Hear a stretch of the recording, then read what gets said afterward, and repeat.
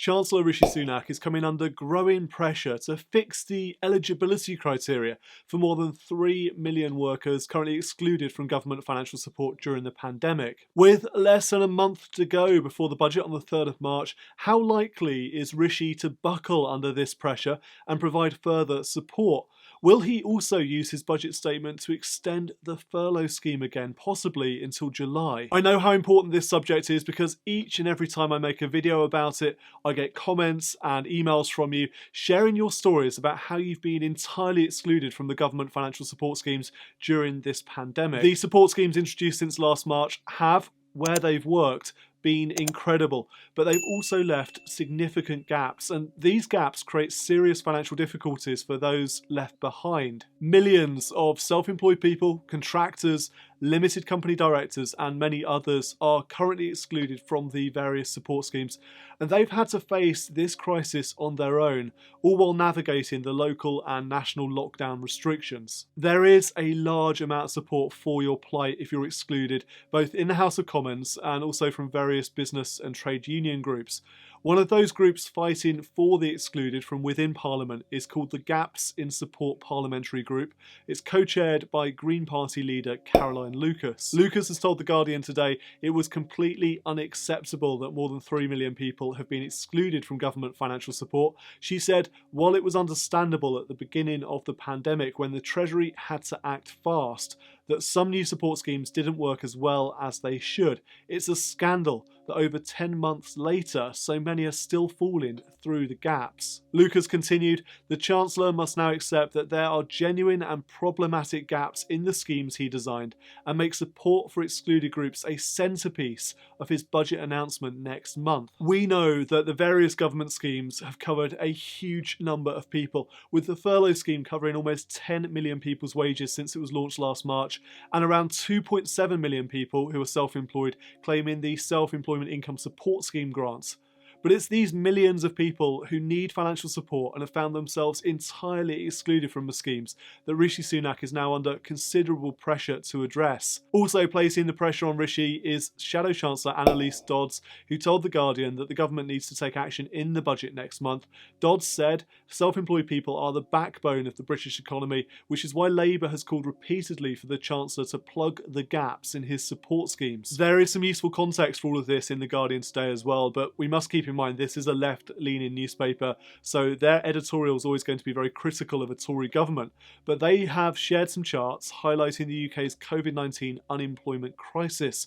To briefly summarise those charts, they include UK unemployment rising to 5% for the first time since 2016, employment levels falling for the youngest workers in the UK, the number of workers on furlough reaching almost 4 million, the hospitality, leisure and arts sectors have furloughed the most workers of any sector. The UK's benefit claimant count has increased by 113.2% since March 2020. And job vacancies are almost a third below pre-pandemic levels. It's clearly a dire situation out there from an unemployment and economic perspective, and it's against that backdrop that Rishi Sunak needs to make decisions for the budget, balancing of course the massive level of public debt that we've accumulated since last year, albeit benefiting from ultra low interest rates. Will Sunak extend the furlough scheme again at the budget? I think there's a pretty good chance that he will. Pressure to announce a furlough extension is coming from lots of different places, from the TUC, British Chambers of Commerce and the CBI. Francis O'Grady, TUC General Secretary, doesn't want Sunak to wait until the budget to announce a furlough extension, instead saying it should come immediately. O'Grady said it would be a dereliction of duty of any government not to extend furlough. Nobody should think it is responsible or acceptable for any government to consign people to the dole queues. The government must understand we need to work our way back to growth, and for that we need people in jobs. Otherwise we're going to end up with real deep economic and social problems. And then Adam Marshall, who is Director General of the British Chambers of Commerce, wants to see a furlough extension through until July, pointing out that any relaxation of lockdown measures, when they come, does not mean an end to the challenges faced by businesses. Marshall said what one can't do is say that once the vaccine rollout has happened, everything will be okay. That is not the case. You've got businesses in deep trouble, and still the possibility of flare-ups in the virus It's not a case of just vaccinate and forget about it. And the CBI wants an extension of furlough too, as part of a wider economic recovery plan. Rain Newton-Smith, chief economist at the CBI, said of furlough, if the government brought it to a sudden stop, that would almost certainly impact job decisions, just as we see hope on the horizon. I worry a little bit about these calls to extend the furlough scheme, I have to admit, until we've got a roadmap with planned dates as well for an exit from the lockdown restrictions. It's impossible for any business to plan effectively for the future. Continuing furlough schemes delays the inevitability of unemployment, but furloughed employees don't contribute to the ongoing financial viability of a business. Just as closed down businesses are not able to survive on government grants alone, the only way out of this crisis is to get businesses reopened again, get staff back to work in a safe way, of course, and generate revenues. But all of this is taking us away from the current plight of the 3 million or so excluded from government financial support schemes. Those 3 million excluded, of course, are not going to benefit from an extension to the furlough scheme. And we are going to need to support the excluded before the economy reopens, or they simply won't be able to come back to the economic party when that happens. The Association of Independent Professionals and Self-Employed has put some numbers on the issue, with around 700,000 limited company directors and 200,000 newly self-employed people included within that 3 million excluded.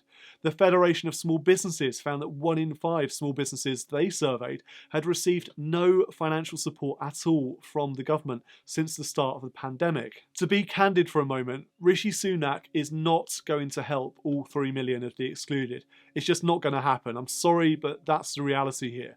But he might be able to use his budget on the 3rd of March to fill just a few of those gaps, especially for newer starters and for those falling foul currently of the 50-50 rule, those earning less than half of their total income from self-employment. That's not a perfect outcome, but if it happens, it's better than nothing. As things stand, one option for excluded self-employed people is to claim state benefits. According to The Guardian today, universal credit claims from self-employed people have risen by more than 300% since the start of the pandemic. They now exceed more than 200,000. They quote Rachel Flower, who is a spokesperson for the Excluded UK campaign group. That group represents workers who have missed out on government support. And Flowers said, a year on from the start of the pandemic, the government is well aware the exclusions exist, but has not been minded to fix them.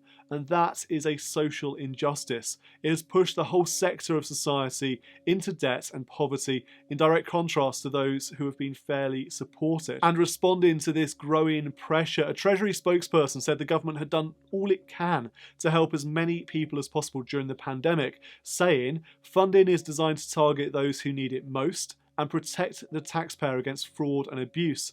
For those who are not eligible for our support schemes, they can still benefit from help like our strengthened welfare safety net, and our plan for jobs provides programs like Kickstart alongside record investments in skills so that people can find their first job, their next job, or a new job if needed. 3 million plus excluded from government financial support, high and rising unemployment, and a budget coming up, this expectation as well of a roadmap out of lockdown restrictions.